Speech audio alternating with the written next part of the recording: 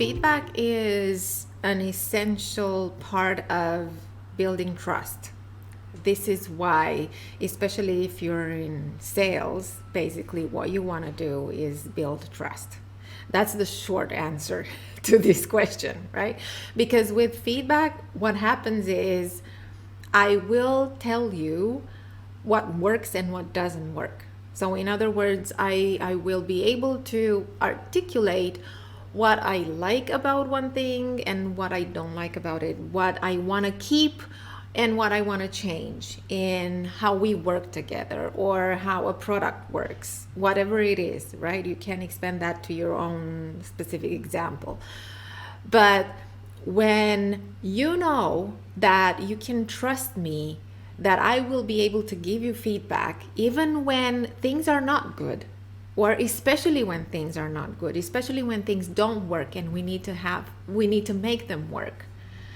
That's when, if you know you can count on me to give you feedback, you're gonna trust me that I'm gonna do that, right?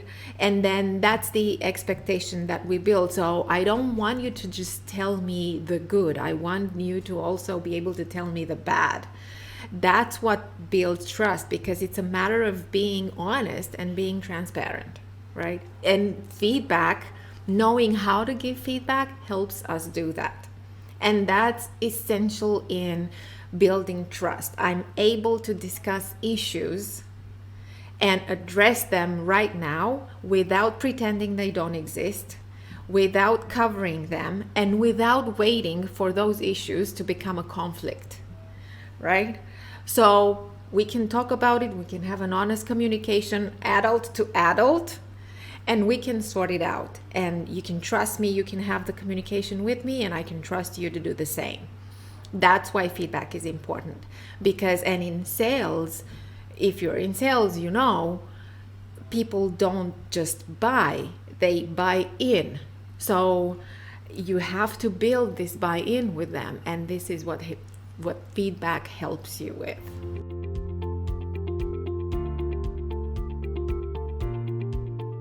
It's sometimes it's just stating the obvious, right? I mean, in those conversations, first of all, yes, the customer might get angry. You also expect that they get angry when you think about, okay, we need to have this conversation.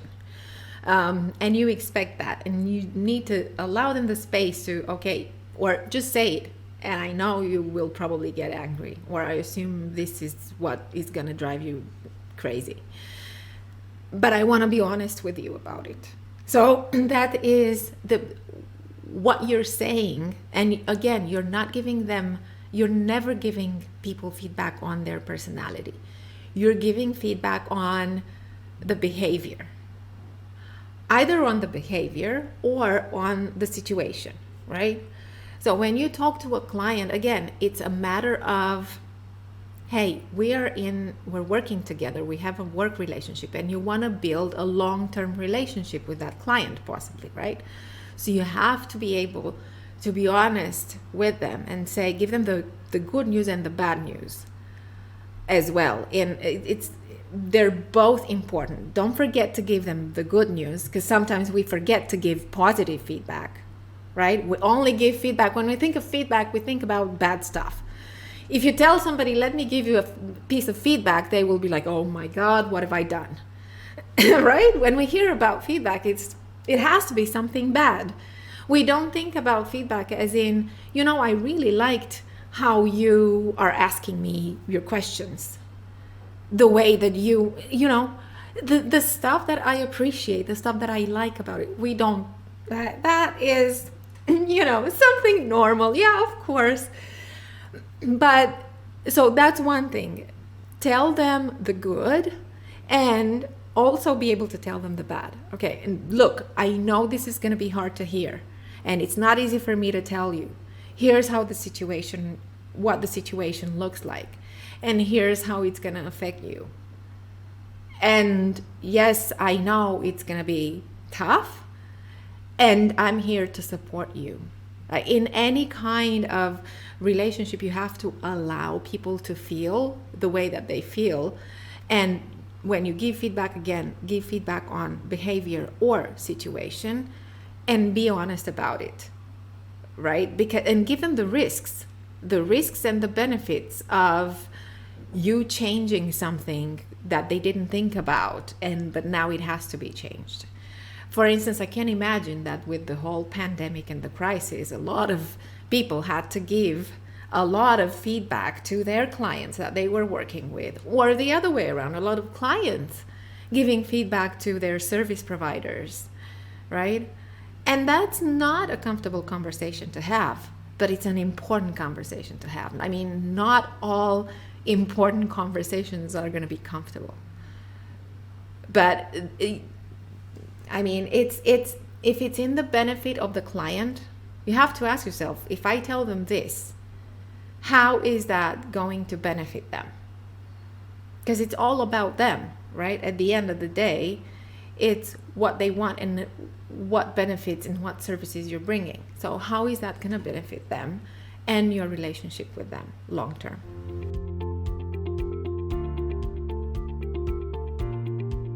That is a very important part of customer service / assertive communication and knowing how to handle difficult conversations. So one of the techniques that I use in my courses is called fogging. And it's called fogging because it actually helps you out of when people are emotional, it's as if they're in the midst of a very dense fog, right? And here's what happens typically when emotions go high, the rational side goes low. In other words, it's very, very difficult to have a rational conversation with somebody who's emotionally charged. No matter how much you try, you're not going to be able to bring them there, right?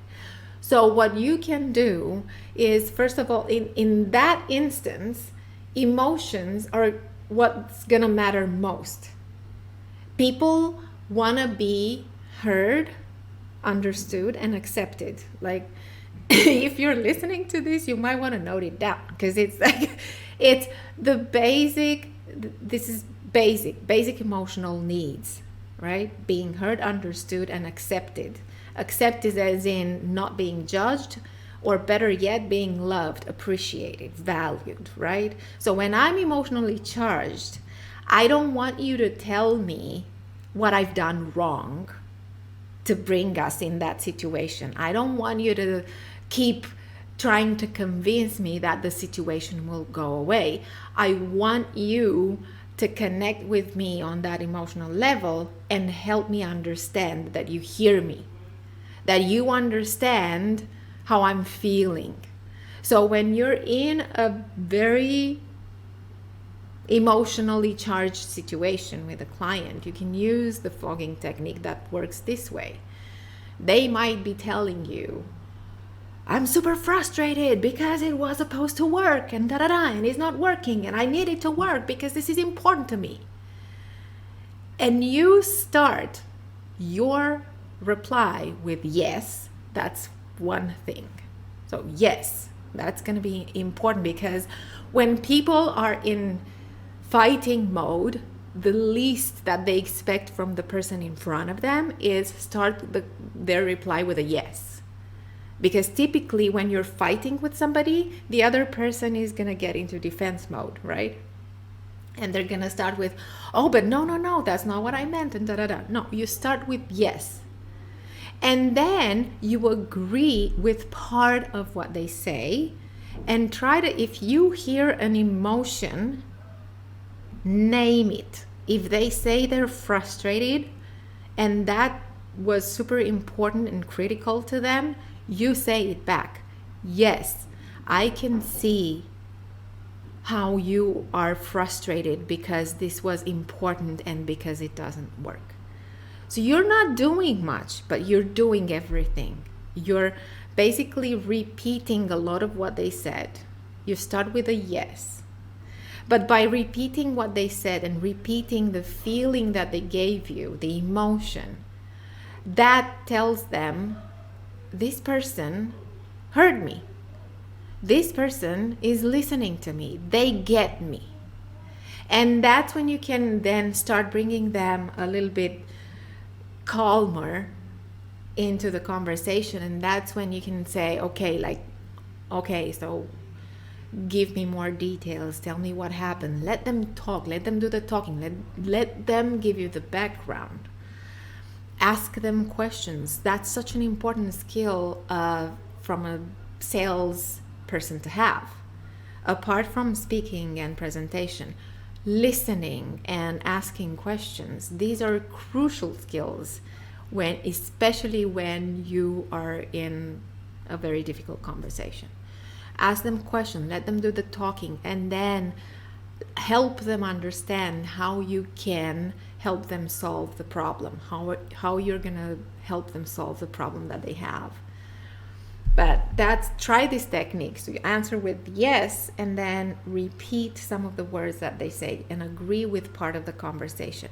If they say something like, I'm frustrated because it doesn't work, and this is and nobody ever in your company helps me and stuff like that, you don't have to agree with everything, because then that might actually not be the case, because they haven't spoken with everybody in the company. Chances are they haven't.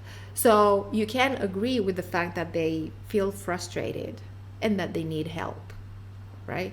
Yes, I can see how you feel frustrated because this doesn't work, and tell me what happened. Tell me more, because I want to make sure that I can solve this for you, right? And that is, people want to be heard and they want to be helped. They wouldn't have called typically if they didn't want to get it solved, right? But allow them to complain, because that will allow you to solve the issue or the situation much, much faster. Don't convince them that it's not the case. Don't try to convince them that what they're going through is not right, or that's not the case.